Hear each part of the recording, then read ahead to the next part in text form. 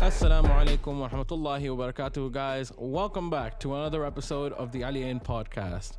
It's me, your host, Ali Adnan Radha, joined by my wonderful co-host, Ali Hamid Zaidi. What's up, everyone? How are you guys doing? Hope you're all well. Hope you're staying safe, staying home. And with, of course, the cases rising again, we got to stay home and stay safe again. So, yeah. I totally agree with that sentiment. And I'm sure our wonderful guest, the one and only Casey Hamada, agrees with it as well. Say hello, Casey. Hello, this is Casey Hamada. Thank you for having me. Thank you for coming. I mean, it means a lot. I was never really expecting you to agree because, mashallah, very talented, very amazing. But, I'd just like to start off by saying the humility that I have seen in some of the artists here, yourself included, is absolutely amazing. And I think it's really important for the growth of any scene or any sort of movement wherever you may be. So yeah, thank you for that. It's wonderful to have you. It's an absolute pleasure. Thank you so much for the kind words. I'm glad to be here. So Casey, start us off. Tell us a little bit about yourself. Where do you want me to start? Anywhere, to be honest. Just, how did Casey Hamada come from Ahmed Nadir? How did that happen? Yeah, wow, did his research. Knows me, my first and father's name real quick. How did that start? So in a nutshell, when I was 11 years old, I was in class with a couple of guys and they were drawing graffiti on their notebooks.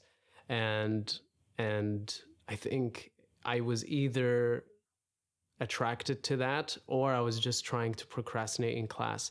Either ways, I ended up joining them, and then they introduced me to hip hop music. At the time, the prominent stuff was like 50 Cent and Eminem and Nelly. And so they shared some of that with me. And then I got a USB MP3 player. And so I gave one of them to a friend and he put a bunch of music on it. And it was like Lil Wayne and Beyonce and Enrique Iglesias or whatever was on the top 40 at the time.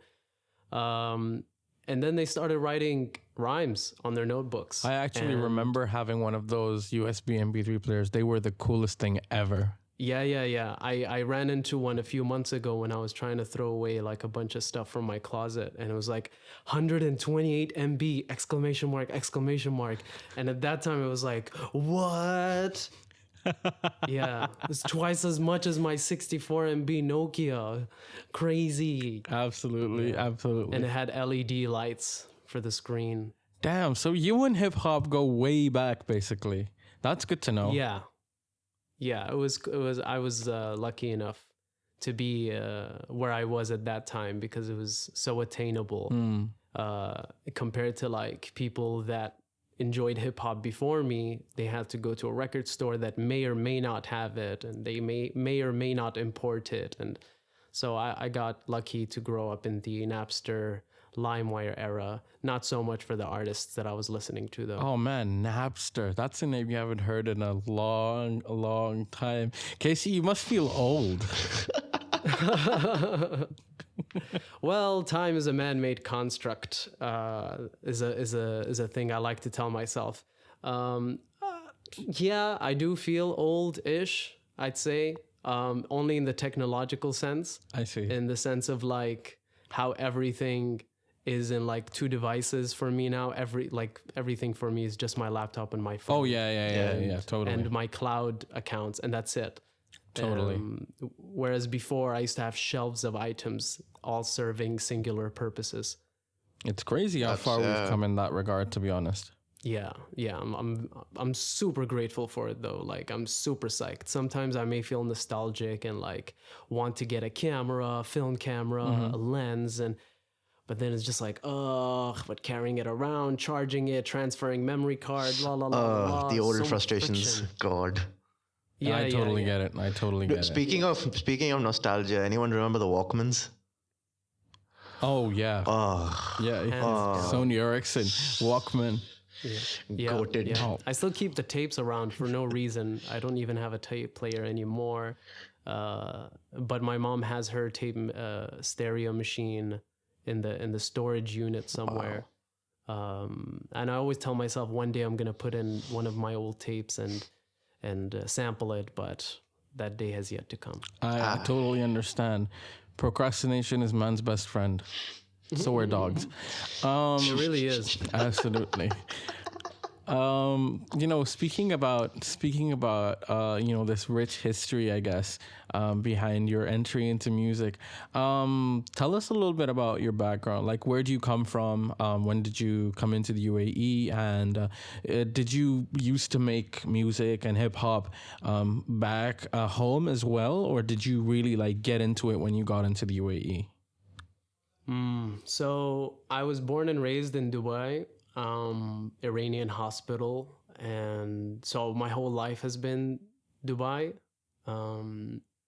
And before I was 11 years old, I only listened to music passively on like a channel that was called Music Now, if I'm not mistaken. I see, Which I was see. on the Orbit network. I see. This was before OSN was a thing. Orbit and Showtime were two different networks. Yes, I remember. And so- I remember.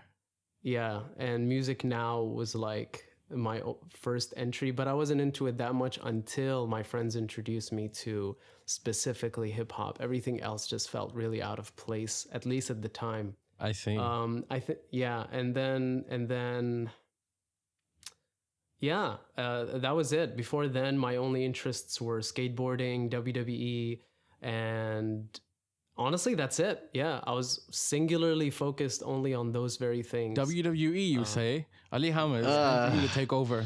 WWE. Dang. Yeah, I could sit down for 3 hours and give you like extended podcasts just talking about WWE, and I'm Oh talking man. like Oh mate. I'm probably like 2009 era.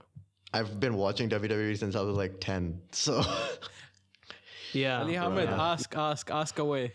here's like the thing with WWE, like my first foray into rap was John Cena's theme song. Oh my god, that was the first cassette I ever bought. No, it was the second. Yeah, Wow. yeah. The Word Life album. Oh I think it was my called, God. Thugonomics. Word life. Ali would know definitely something about that. I So- love Word Life. Yo, that Yeah, song. no, that album was low key bumping. The lyrics were very corny, but the beats and production had a bit of a flair to it. So I think with Word Life, I think that might actually have truly been the first rap song that I remember jamming to, like way before even I discovered Eminem and everyone. And the reason I say that is because, I first wrote down quote unquote bars when I was in ninth grade, and it was for music class. And Okay.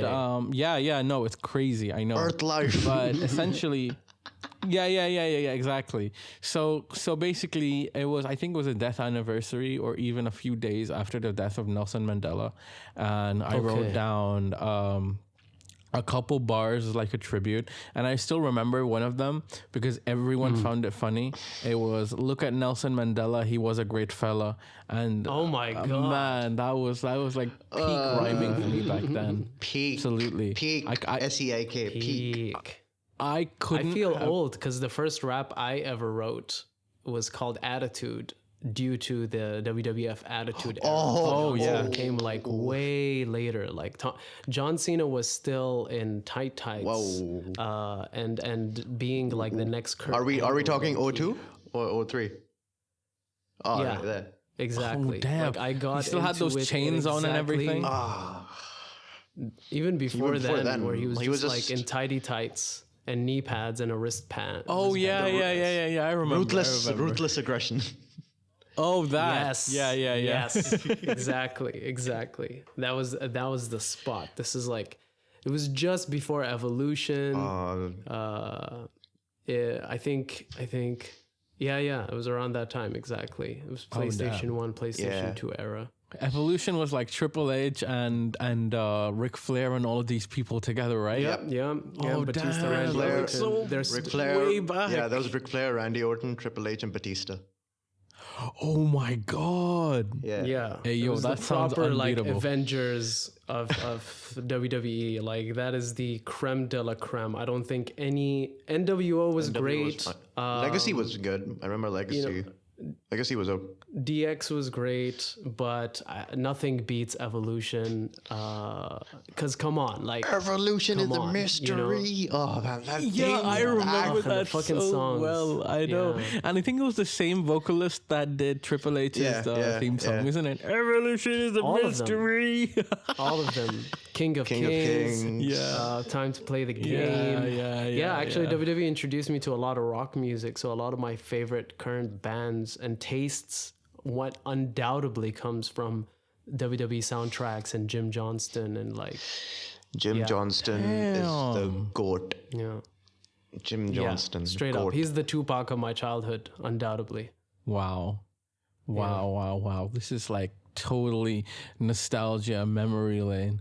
So yeah, for me, I remember that the first maybe like proper song that I wrote. So I just wrote a few bars for Nelson Mandela, but the first song What I a great wrote, fellow. I'd have to dig out the lyrics from somewhere. I could probably find them on this website called RapPad.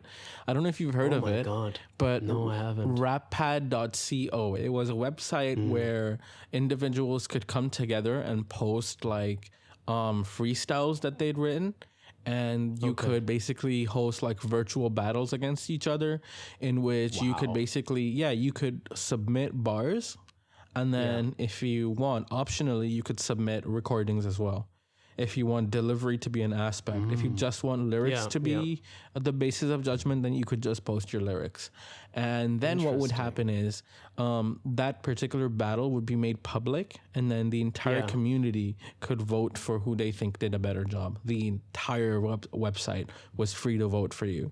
And I thought that as a concept for me at the time was incredible, because not only did it humble me a lot, but like I've always been a very competitive person, and you know that kind of fed forward. Like, you know, I got to get better and better with my writing, because I want to be the next RapPad monthly champion or whatever they had. That's so cool. It was. And I remember writing this song called Earth's Life when I was walking through, Earth's Life. And it used the beat of John Cena's Word Life. And Oh my God. oh my dude, I have to find Trust this. me. And like, Trust me, when on- when I heard that the first time, I went, "Holy shit!" his house was one of the first places where I performed that, like for him and his siblings. I remember I gave them a live show. I'm like, guys, I wrote this song. I don't know if it's any good. I downloaded the instrumental for the first time at his house. So, Damn. Yep. so That's I the remember plug so right there. distinctly. I was there. And it was game changing for me, because I was like, for the first time, it felt like I could flow in the form of a song, and I was like, damn.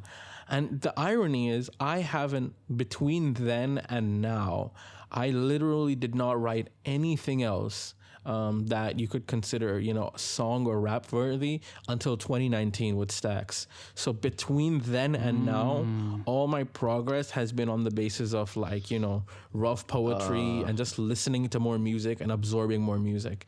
I think if I'd been writing amazing. consistently since then, I could have been on another level.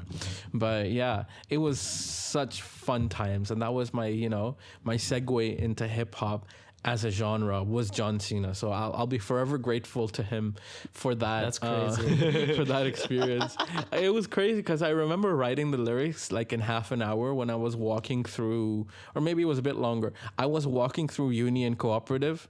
And I'll tell you, I kid you not, I wrote the lyrics on my Nokia Asha. It was like this. It was like this square brick. yeah.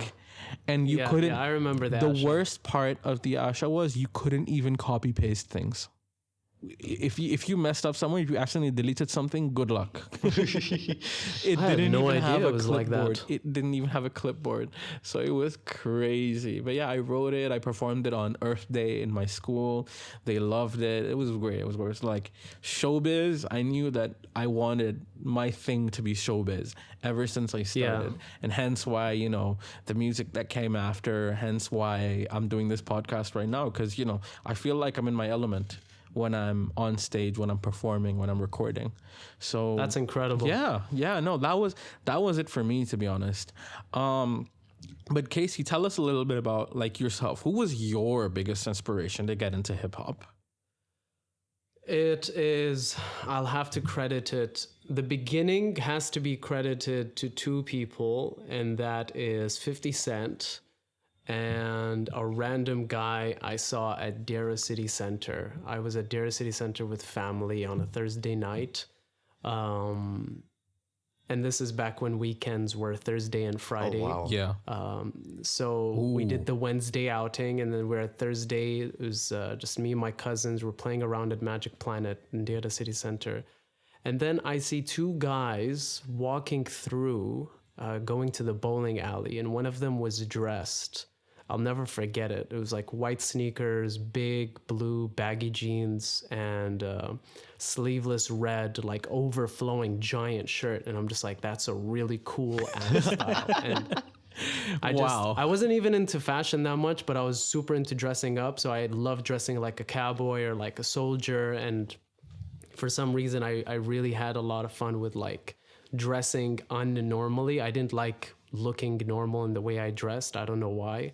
And I saw him and the way he walked and the way he talked, I just was like, oh, this guy's like oozing such an energy, and it was super cool. And then I see someone that looked like him, which was like 50 Cent, also in the way he dressed, and that kind of like gravitated me. It was like something different entirely. And the music itself, like hearing in the club, like the boom boom, it was such a commanding, powerful sound. I totally get you. And I didn't even know what the lyrics meant. I barely spoke English at the time. I was still in an Arabic school, and we spoke Arabic at home. Oh, wow. I had no idea what the song was about. It just hearing that boom boom boom boom, it was such I a get you. powerful, deep sound, and I gravitated towards it. And then I got into this rabbit hole of just like listening to this stuff. And then Eminem came out, and I was listening to Toy Soldiers. Ooh. And Eminem was dressed in all camo, and I was just like, oh fuck, like I relate to this. I get it. Yeah. So at first it was superficial, and then when I got deeper into it, started listening to Lil Wayne. And I was like, wow, you're allowed to do this with words? And then at that time, my English was getting better. And he was just doing things with vocabulary. And Yeah. it seemed endless. And I'm just like, Yeah. wow, this is fascinating. And then I got into T.I. and Kanye West. And then Kanye West was like, wow, you're allowed to do this with sound, period? What the fuck? And so it was just fun. It was like Disneyland in my ears. So I'd say that those are the beginnings. So the first people that were like the gateways were that random guy in DCC and 50 Cent, and then after that, Lil Wayne, T.I., and Kanye kind of like did the rest. I totally get you. Oh man, Yeah. that's crazy. I'd imagine that's probably how people felt when like Rakim came out and started doing stuff with words that no one had ever done before. So And people were probably that's the funny thing, yeah. So it's sorry to cut you off, but like the funny thing is that I started with the more contemporary rappers. Yeah. And then as the years went on, I was like, there's probably a more fundamental way, because the game had progressed. I mean, the lyrical spectrum had progressed so far. I got curious, like, how did we get here? Yeah. And then I started going back to the KRS-One, the Rakims, Kool Moe D, and then ran into Run DMC, no pun intended. And then and then the more I got deeper into it, it became even more fascinating. And then during that time, I was also b-boying, and the soundscape just became so engulfing, and it's just constantly giving. And nowadays, I'm just like, And nowadays for me, it's like Lupe, Crooked Eye, Royce the 5'9", Kambata very recently have been increasingly intriguing, and it's a never-ending endeavor. Damn. And so I'm having a lot of fun with it. Awesome. Damn. Awesome. Yeah. Yeah. Yeah, to be honest with you, that feeling, honestly, I think that's really the turning point for a lot of people. I actually asked Mark One this as well, and he was like, it was just the way that this particular music made me feel that made me really, really want to do it. And then, you said something similar, and, it's pretty much been the same for me, to be honest. Like, for me, I'll be very honest with you. I don't really have that much depth as an artist, because literally the only person who I would listen to for years on end was Eminem. I Before think that defines your depth as an artist. before depth in the sense, okay, maybe depth is wrong, but breadth, as in, an appreciation for all there is in hip hop. Okay, I get what you mean. Yeah. That only came, to be very honest with you, that only came in the past year or two, where I started to realize that there are other people who know how to rap. So That's a beautiful No thing shade about thrown. it. It's such a That's- community-driven artscape. yeah, absolutely. No, but to be honest, like I have a confession to make with I feel like with older music, and I'd really like your opinion on this, with the rock hymns and the Run DMCs. I feel like for me their music is a bit harder to get into, not because it's bad. I think it's amazing, but like it's just the way it sounds. It's just so different. It's as if it was made for a different Audience. crowd of people altogether, right? Yeah. Yeah. And there's some wonderful songs, one or two, which I can sort of, kind of get into. Like there's this song that I really like, and I used the instrumental for one of my my last Spitfire Saturday, before I decided to, move on from that. Which- the song "Living Proof" from where? From Bad Meets Evil. That has a very old retro sort of vibe to it, but I love it. Yeah. I don't know if it's Yeah. because of Royce and Eminem that I love it, but I do like that vibe. But then with some older music from the artists I've named, I just find it hard to listen to because like it sounds way different. I'm expecting, fast hitting 808s. I'm expecting hi-hats. I'm expecting, a certain sort of vibe maybe. So the production value is the I get what you mean. Yeah. Absolutely. Yeah.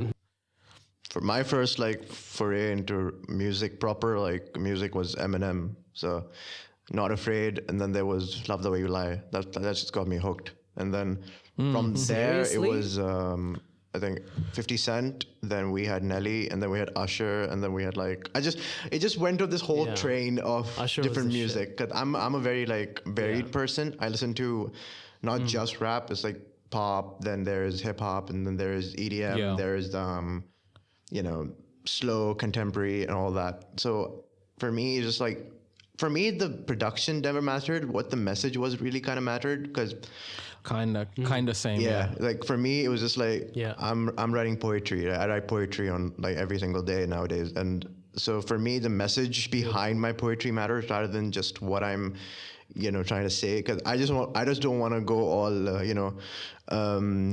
Lil Pump and go Gucci Gang all over the shit. But I just want to make sure my thing means something. On what I'm trying to say is the message is clear, even if the words Yeah. don't make sense at times. Yeah. No disrespect, obviously, to those who are into other genres, more contemporary genres of rap. They're doing their thing. They have their fan base, Yeah, and they deserve respect for grinding in their own way. For me personally, it was a combination. So it was I really liked how the words made me feel, but I also really liked how the music made me feel. Which is why I kind of got into EDM at one point, because I was a very hyper teenager. Wait. And so to get into trap city, trap nation, that kind of music, that was game changing for me. That was all I'd listen to the point where I'd listen to it several hours a day when I was working, when I was studying, to the point where I was like, no, I have to go cold turkey with this because I think I'm addicted. And so I did. And then I started to get into more lyrical, refined hip hop from there on. And that's when I started, that's when I started writing again and all of these things. But it's really amazing to see how these different cultures and these different people who are completely outside our spectrum can still use their sound to influence. Yeah. Us, right? Casey, I want your opinion on something, to be very honest with you. Sure. I've heard a lot of people say that the UAE or even the GCC hip hop scene, and I quote, I believe it was either SG or Tak who said this. I quote, we don't exactly have our own sound.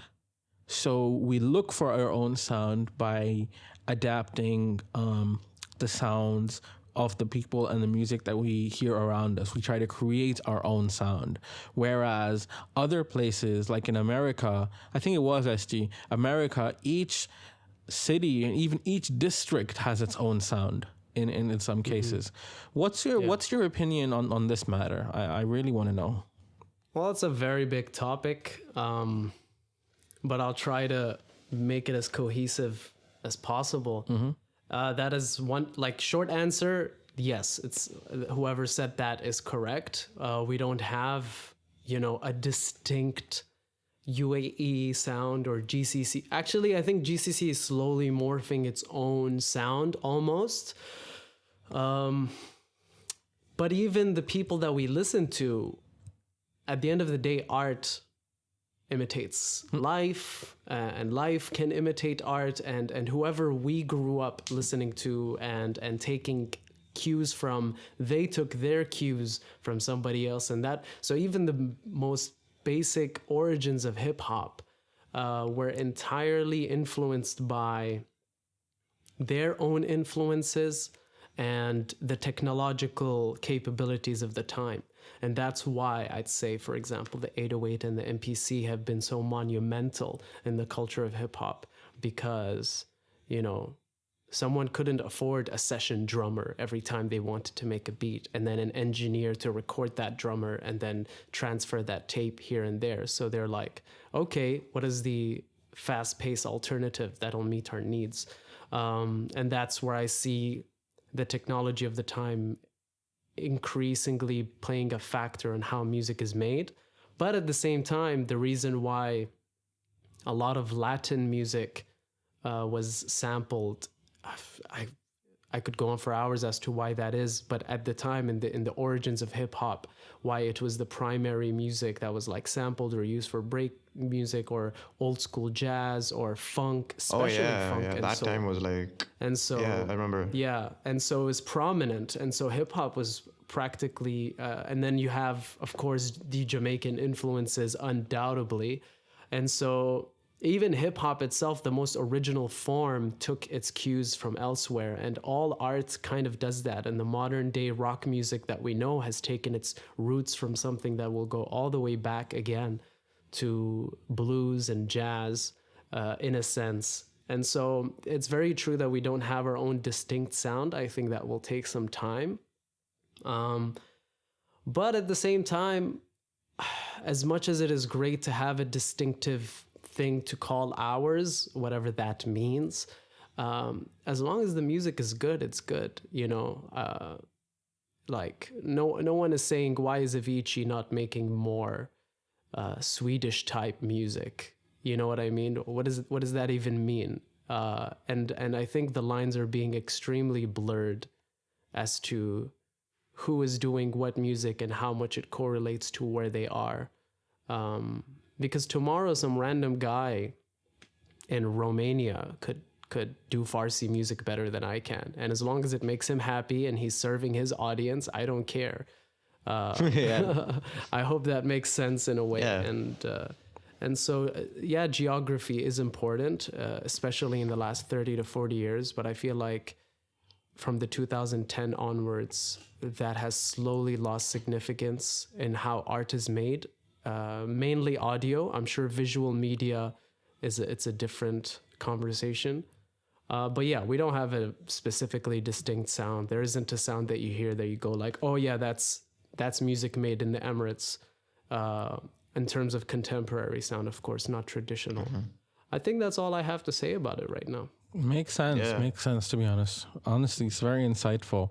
I really like how you said that, art imitates life. Life imitates art. It's really, it's kind of like fractals in mathematics. Yeah. It's like these crystals, they grow on top of each other in spirals, and, they spiral into something beautiful. And I really appreciate that. I truly get that sentiment. Coming on to more of, music and how it's made, to be honest, I've always seen you, Casey, as someone who's very, slightly experimental with their work, but also very technically sound. Like, I was watching your live stream yesterday for quite a bit, and I saw what you were doing with the 808s. Very, very, very sick, by the way. And yeah, it was very fun to watch because, personally, as a person, I've been really into trap music, and trap music is all about getting the 808s and the hi-hats to So sound fun. really, really good. So fun. It's amazing. It's like, it's fulfilling. It's almost like a type of, if I may use the word, eargasm. If someone gets the 808s absolutely. just right on a track, if they hit just right, it sounds amazing. Yeah. So, right off the top of that, what's it like? The craft of it all. What's it like for you to make music, and how do the technical aspects tie in with like the artistic aspects? What can you comment on the craft for you personally? Like, what's your journey like? Well, I was never really interested in making beats, specifically also because of the technical friction when I started making music, in the sense of I used to just write lyrics and download a bunch of instrumentals and just write on top of them. And I never had an avenue of recording it. And then even when I did start studying making music, both in the technical and artistic sense, I was only interested in just putting an instrumental in the software and recording my voice over it and calling it a day. It wasn't until I heard Power Trip by J. Cole, and I was like, oh my God, that sound is mesmerizing. How did the producer make that sound? And then later I find out that it was J. Cole himself who made the beat. And I was like, holy shit. This guy has the capacity to rap great, but also make beautiful beats. And then later Kanye comes out with Yeezus, and I'm like, wait a minute, Kanye also makes his beats, and some of my favorite ever songs came from his beat catalog. And I was just like, maybe it is possible. And for me growing up, for some reason, I only took cues of what was possible from other people, and so I was just like, okay, maybe I can try. And dear God, did I try. God awful. It was so bad. It was so bad. And so I put it down for a bit. And then I was like, and then I got introduced to Logic, and and then I started seeing other people doing it in front of me, and they were giving me like hands-on tips. One sec. Logic the musician or Logic Pro X? No, Logic Pro. Logic Pro X. Yeah. At the time it was Pro 9. It was very great. Oh, nice. This is 2012, 2013. And then I started playing with it, and things were just never the same. I never saw myself as a producer. I still barely say the title out loud. I still feel like I have so much more to go and to learn.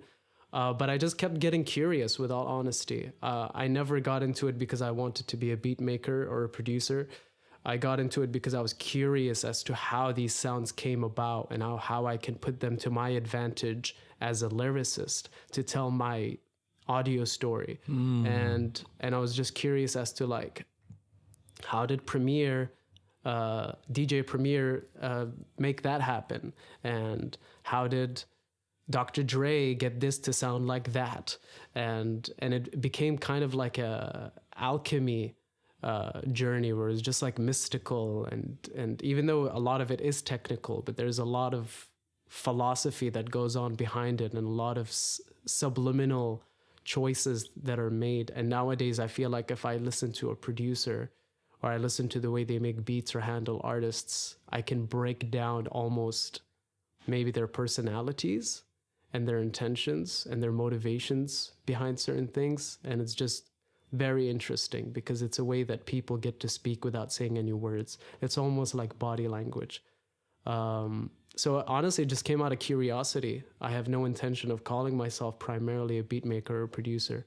I just enjoy playing with sounds as much as possible. And, you know, like you said, procrastination is man's best friend. And for me, making beats or working on sounds, I don't feel the need to procrastinate because I just gravitate towards it out of pure curiosity, and that's it. You know, I totally get that. Yeah. To be honest with you, it's crazy. I told this to a couple of our guests before.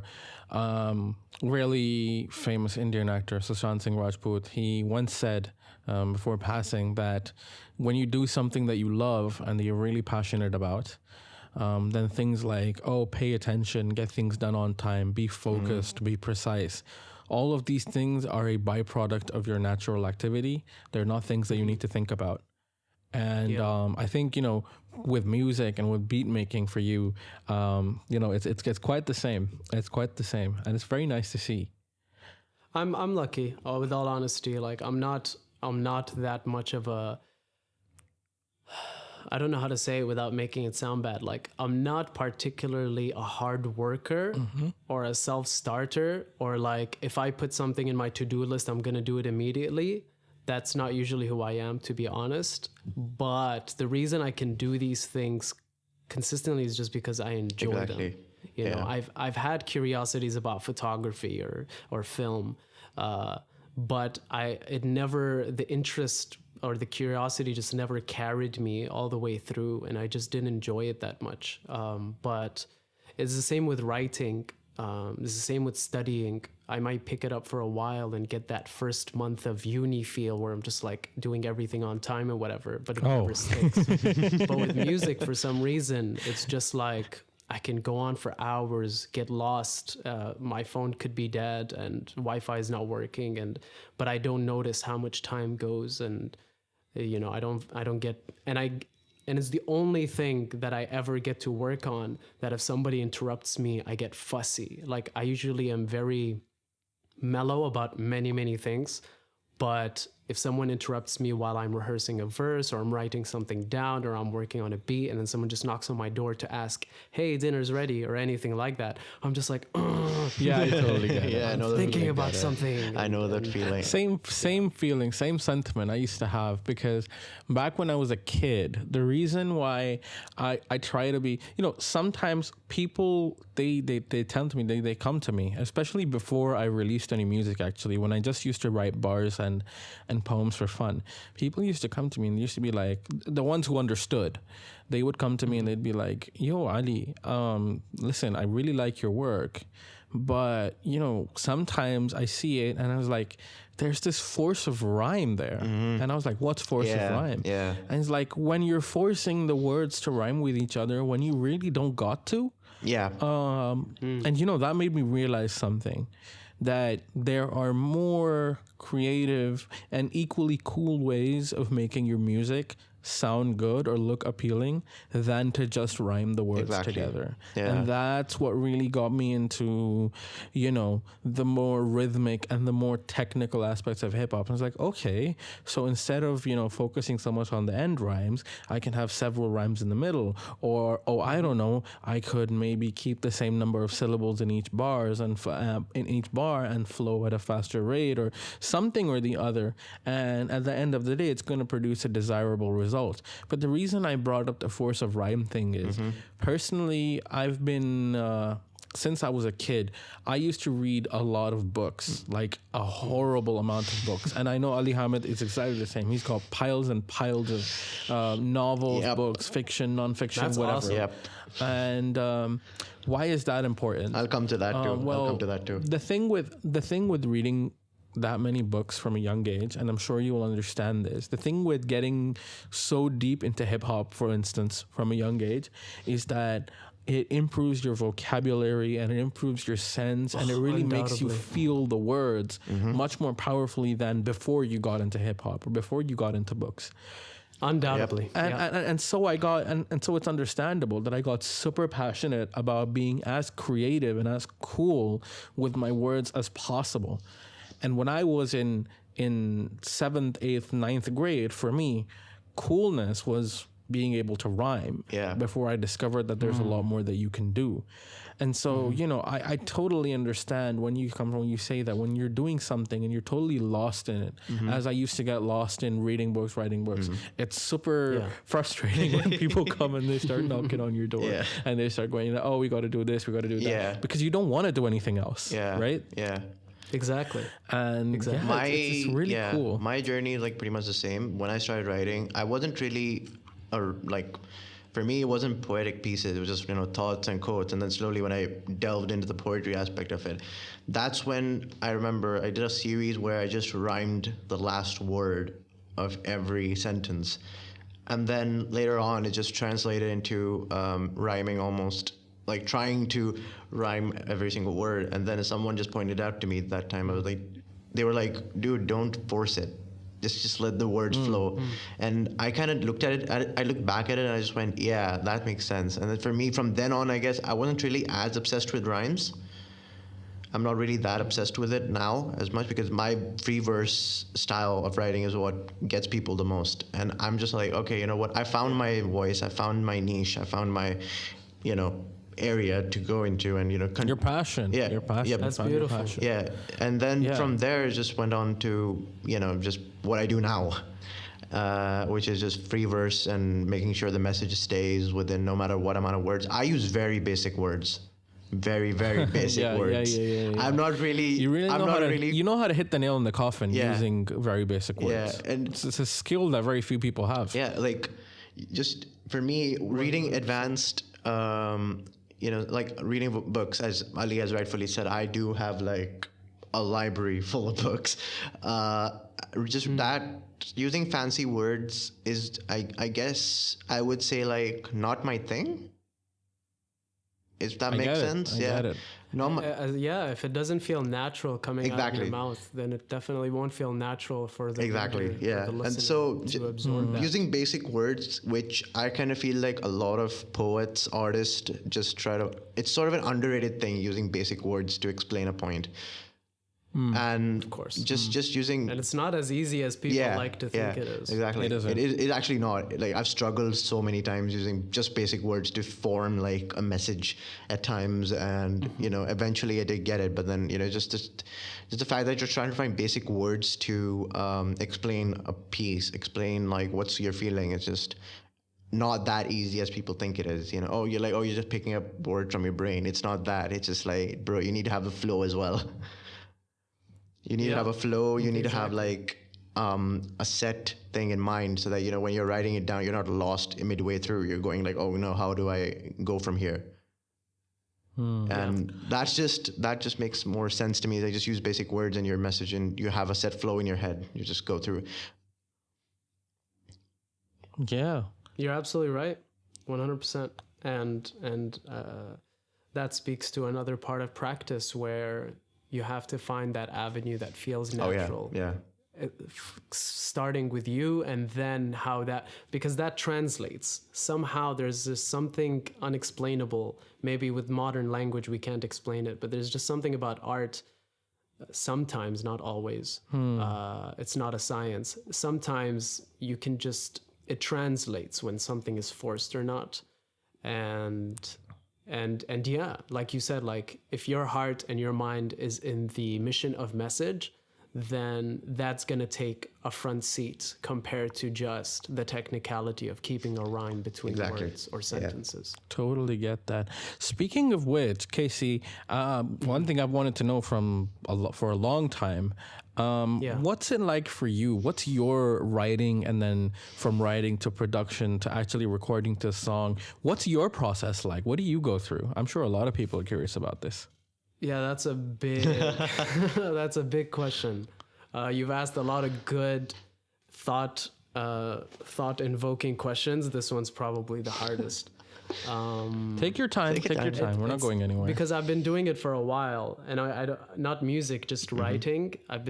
I'm 26 now, so it's been MashaAllah. an easy 15 years. Thank you guys, I appreciate it. But it wasn't like I was great. I only started probably getting decent at it. My brother, I went years. from look at Nelson Mandela, he was a great fella, to multi-syllable rhymes. So it's okay. Yeah, so I can tell you in like chronological order. In the beginning, it just started as write a sentence. Yeah. And each bar has to meet like 4 points, like da da da da da da da da da da da da. Yeah, rhyme schemes. That's like A B B A B B C C's like that. Yeah, exactly. And then I learned like making the last 2 words rhyme, which like changed my life. Yeah. So it's no longer just now shout loud. It's like knee crowd, he now, p now. And then it turned into like mathematics almost, but most of it was lyric driven. Yeah. So the first 80% of my practice has been like lyric driven, and then the beat comes second, which forced me to learn how to do fast rap only because I was impatient to just listen to a beat and then write along to it. I would just write the rhymes first and then find any random beat and rap over it, which was disastrous, awful. A lot of bad songwriting happened then. But and then very recently, I'd say in the last 3 to 4 years, I took the more songwriting approach where I would listen to a song, mumble out the melody and flow that feels most natural, and then fill those noises with words, so to say, but still have a theme in mind. Very rarely, not always, sometimes I would just start out with the lyrics from start to finish, and somehow I either make or find a beat that just fits perfectly in its pockets, and they work together. You Ugly was one of those blocks. Blocks was purposely written very clean. I wrote blocks like very mathematically. I counted each syllables with every word that I was writing, just so that no matter what beat I had in front of me, I could rap on it. But Sado was the complete opposite. Sado, I wrote it to the beat. So I'd hear the first 20 seconds, I'd write down the first few words, rewind it, and then I kept going nonstop, back and forth until it was over. I love Sado. This entire conversation made me want to go back and look at the rhymes I've made and go, God. Yeah. Which is amazing. It is a blessing in disguise, because if you can't cringe at your old stuff, then you're really not making Yeah. I agree with you. Oh my God. Dark park, motion, position, me, thee, fine, kind, mine, fine, her, ponder together. Oh my God. Yeah, exactly. One thing that I've noticed though, and I think this is a byproduct of, just taking a lot of words in, especially with you, Ali Hamid. You write in free verse, and you don't even realize when your words are actually, they're so cleanly assonant. Yeah. Like there's so much assonance. I'm sure you know what assonance is. Yeah, obviously. There's so much assonance in your work that it basically rhymes without you intending it to rhyme, and it sounds so pleasant to read. Like I have read pieces where you have rhymed words that I didn't know you could rhyme before. And man, that is just a byproduct, I guess, of discovering what works for you and what you're comfortable with. You just naturally grow on top of it. Like, I don't even realize it at times. Like, that's how much I am into my writing. It's like, I don't even realize I'm rhyming these words until you pointed it out to me. And I'm like, what? And okay, shameless plug, @_words from experience. There we go. Yes. Not so shameless plug. At Casey, what's your @ I forgot. At Hamada, yeah. Casey Hamada. At Casey Hamada. Because I know your private is called @TheGreatestOnly. Yeah. And okay, got a bit confused. Very humble tag right there. Yeah. I actually tried to, I think I told you this, I actually tried to rap Sado live once. I was like all prepped and everything, and then the instrumental died. That was that was Damn, funny. I'm sorry about But that. nah, it's fine. It's fine. It was a good experience, to be honest with you. Like I kind of acapella'd it, to be very honest, because I was playing the instrumental on Fire. like my phone and stuff.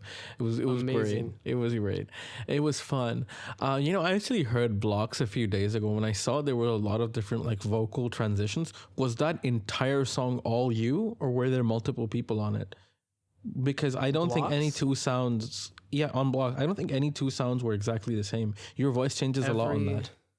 Every song I've ever released has been entirely me, except Wow. for Air Max, which features just Nishan I see. at the second verse. Besides that, it's not even on purpose. It's just that every song I felt has been finished is me. I'm a bit of a hermit when it comes to making my music. Besides collaborative efforts, of course, when I feature in other people's songs. But every song that I've released on my SoundCloud or streaming profiles has been entirely me. I like playing with my voice. It's fun. Coming to the like whole, like do you rap in how many languages? 2.1. It's like 80%. No, I'd say easily 93% English, and then there's 6% Arabic, and then 1% of Farsi, because that is how much I speek those languages in real life. I've done like 10 languages, out of which I'm only fluent in like 3. Oh wow. Nice flex. I'm just kidding. That's amazing. That's amazing. My grandfather used to say this thing, لِكُلِّ لِسَانٍ إِنسان, which means for every tongue that you speak, there's a different person within you. لِكُلِّ لِسَانٍ إِنسان. That's so... That's bars right there. I'm sorry. Yeah. He was spitting bars way before I was a sperm. This guy's out here. Yeah. It's actually a part of the lyrics in the intro of the next project. Oh, wow. Ooh. Yeah, that's all I'm allowed to say. Is there anything that you want to maybe, play or sneak preview, something exclusive, maybe like a 5-second snippet? Sure, I can play a little snippet of an upcoming project. The way this came to be, I'm not going to get way too much into it, was that Question Mark, who is an incredible producer and a great human being, he sent over a couple of beats, and it brought something out of me that hadn't come out of me in a while. Wow. And this is during Corona. Wow. And the name of the song is Lights Out, which is also the name of the EP. And so... The EP, you say? Casey Hamada dropping EP? You heard it here first. Well, working on EP before dropping on EP. Yeah. I just have to make that distinction. I'm very Casey Hamada first album. Yeah. All right, let's see.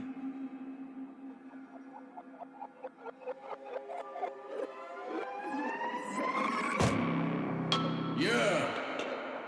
All right.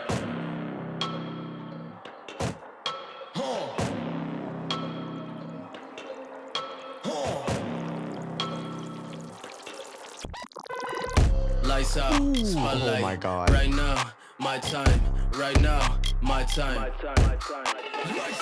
Lights out, spotlight. Right now, my time. Right now, my time. You don't have patience, you won't stay. You bike out, came through, clutch grip. Don't trip, it's my time. Should know who run this by now. All drip, don't drown by the lighthouse. Never concealing the feeling, break ceilings. Weezy been healing, hit is no secret. I couldn't beat it. Living La Vida, we barely illegal competing. Everybody trying and sneaking, shortcuts of weakness. You can ask me now, I am not feeling this. I am not feeling this. Come closer, you're looking really far from me. Lights out, don't let me get dark on you. Come through with the iron, Tony Stark on you. If you got a question, I'll put the mark on you.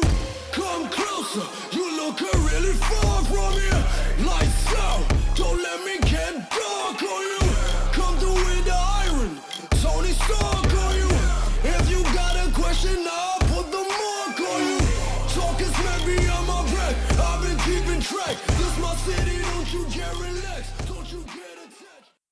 Holy Yo, shit. that was something else. Thank you so Oh much. my. Oh my oh yo. That's just tip of the iceberg for now. Me and Mark are handling a couple of details. I think it was oh man. Hey yo. Thank you so much for taking the time to hear it. Ali, Yeah, what's up? you're gonna have to take over from here because I'm just trying to process everything. Yeah, go ahead. I haven't heard this kind of vibe being executed so well for Thank you a so long, much. I really appreciate it. long time. Mark One's working on glad a you enjoyed project. it. It's called Mark Ultra, in which he's got something of that sort. And obviously, my good friend my God. Giovanze, he makes a lot of, intense, Yeah, he's screamy wild. type of music.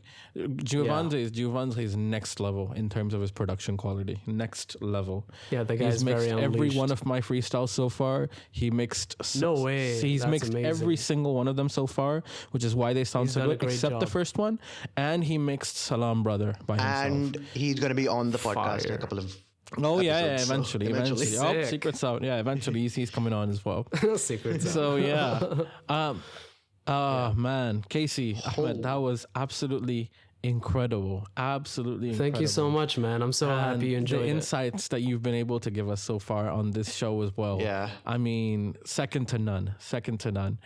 Absolute pleasure, man. Thank you. Before we close off, there is one thing that I really want to ask you. A lot of my good friends are very talented in terms of how they write and in terms of how they try to execute what they've written. But I feel like in some cases they lack the encouragement and they lack the, I would say, the platform and the discipline it takes for them to sort of, get into the hip hop scene, be it in India, be it in UAE, be it in Canada or elsewhere. What advice would you give to, us youngins who are trying to get into the hip hop scene, who are trying to get into rap? As I would say, honestly, to be very frank with you, at least in the country, I consider you to be a seasoned sort of veteran when it comes to hip hop. So Damn, man. I'm just getting started. Bro. and that's I the haven't done crazy anything thing, yet. in a good way. But I you've haven't done barely anything got yet. any music out, and I'm just so excited for what's to come. Oh Thank man. you so much. Yeah.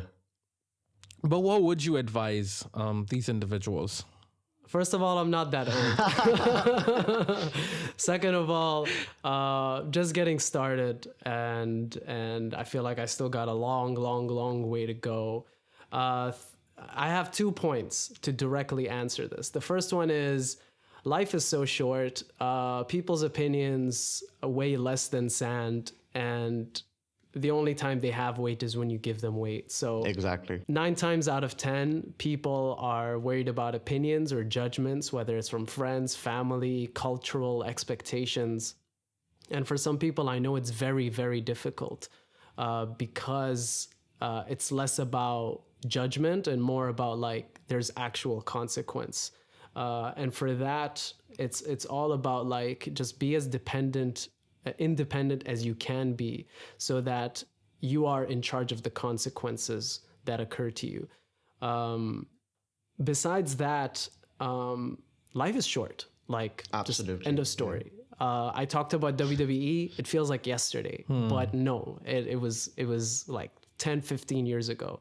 And that's it. That time is gone, and it's tricky. Like, just know that. I know it sounds very corny, but like, you're gonna die. That's it. And then your kids are gonna die, and then their kids are gonna die. And in 100 years, none of what you think matters will matter. Exactly. Period. Finish. The coolest new influencer that you're following, the YouTube dramas, the political conversation, like zero. What was the most happening thing 3 years ago? And if you can't answer me off the top of your head, it should tell you exactly why. Just do what makes you happy. And when it comes to hip hop, it's authenticity is key. So you have to be honest with yourself first and foremost, and then honest to the people that you're trying to connect with. And if you can't connect with yourself, then you can't connect with others. And it's a tough thing, but it's called practice. And hip hop isn't like other art forms. It's practice. it's a lifestyle in the way that I've seen it and in the way that it's become a part of my life. And I think research and just knowing your roots and the roots of those that have come before you doing what you love to do is very important in the hip hop landscape. But at the same time, you're allowed to make a footprint any way you want to. And most of all, I'd say go mess up as much as you can. And, you know, this is stuff you hear from everybody, but it's the truth. Okay, you know what? I'll just say one last thing that has really impacted me. Elon Musk, there's a video of it online. It's really cool. I don't want to be like that substitute teacher who gives out his favorite answers via YouTube videos, but this one really hit me. It's he had a bunch of like interns or visitors coming into the Tesla Gigafactory, and they were doing a Q&A with him. And one of them asked, by the way, I'm paraphrasing everything here. I'm probably butchering the actual contents of the video. One of them goes like, what is your advice for those who want to become entrepreneurs, or those who want to be like you, or those who want to do what you're doing? And he was like, it's tough. Don't do it. You should quit right now. You're going to be miserable. And that should be your answer. And the kids were stunned, right? And the person who was giving the tour was like stunned. And I was stunned, and I'm sure anybody else would be, because you'd expect him to just be like, follow your dreams, keep working hard. And I think the psychology behind why he said what he said, the way he said it, was because those who get discouraged aren't cut out for it. I agree with you. Whereas Absolutely. somebody who's just like, I know you're Elon Musk, but fuck that. I'm going to do it whether you like it or not. You know, that's the Exactly. I person think who's that's going to just stick it. around. Reverse He wants psychology. everyone to be so angry with him for saying that they end up doing Exactly. it. Yeah. He doesn't want everyone to be angry with him. He just wants the one who's angry enough about it to know that they actually want this. So for me, you know, God bless my family, but there was a lot of friction for me to get into making music and making it a primary part of my life. Being into dancing, there was a lot of obstacles, I'd say, not because my family is backwards or they're bad people, but because culturally speaking, it's not really a viable part of someone's upbringing in their formative years. I totally get that. And so there was a lot of friction, and no matter how much friction I got and how much dead ends that try to seem like dead ends, I was just like, fuck it. I still want to do this. I don't care how much negative feedback or backlash I'll get out of it. And trust me, I did have to pay the price quite a bit to either do late studio sessions and I don't mean just the price of like, you know, annoying conversations, but like monetary price, time price, social life price. But I don't feel like I lost a single thing. And so, you know, you're already losing time if you do nothing. You're already losing energy. You're already losing, like, this life isn't yours. You're here for a bit and you're gone. So just find the one thing that you don't mind losing everything to, because that's where you're going to gain the most. Damn. That's so true. That's so true. So if I may add one last sentence. Go ahead, please. Go ahead.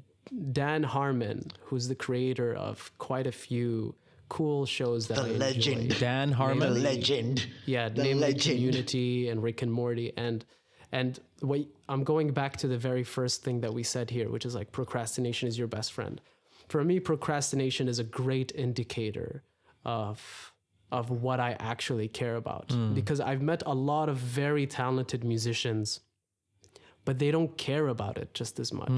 Like, talent does not equate I agree with you. Absolutely. heart or passion. Totally. And there are some musicians that aren't technically or musically gifted, but you can just feel that, this is touching me because this person put their heart into it. And there's no denying when you feel touched by something, no matter how technically good it might be. And so he says, like, I embrace my inner procrastinator because then I'm only driven to do the things that I think are worth pursuing. And that's his philosophy with creating all in my opinion, are legacy productions. For me, community is like, I know it's the most millennial thing to say, but like it's fucking awesome. And so is Rick and Morty. Rick and Morty. And so I think like really listen to yourself, really talk to yourself. I think having a lot of alone time is incredibly important and understated. Yes, having a community of people is great. Having your family, your friends, the opinions of experts on YouTube, Skillshare, or whatever online platform it is that you're tuning into, or your favorite people that are in the arts that you're following on social media. But you'd be surprised at how much you know already, but you just need to have that conversation with yourself. Damn. Yep. That is so true. That is so true. And with that, Casey, thank you so much for coming on the show. It has been an absolute Thank you for pleasure having to me, have man. you. Such a It's huge been an honor. absolute blast. Thank you so much for having me on board, having me in mind. Thank you guys for sharing your thoughts and on this back and forth. It's genuinely been a blast. And with that, this has been your host, Ali Hamid, and your co-host. Ali Adnan Raza, signing you all off, sending peace and blessings your way. Wa alaikum assalam wa rahmatullahi wa barakatuhu. Yes! Yes! I really wanted that. I'm keeping that in. Awesome. All right.